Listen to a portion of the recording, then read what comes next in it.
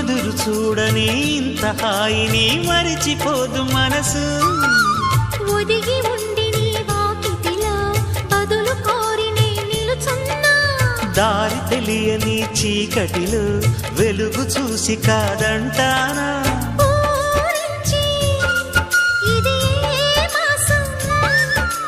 ప్రేమించే ప్రతి గుండెను అందెల సందడి చేసే హేమంతం ఇది. మన సొంతం అయినది. కిలకిల నవ్వే కోయిల కోసం వచ్చింది మధుమాసం. మిలమి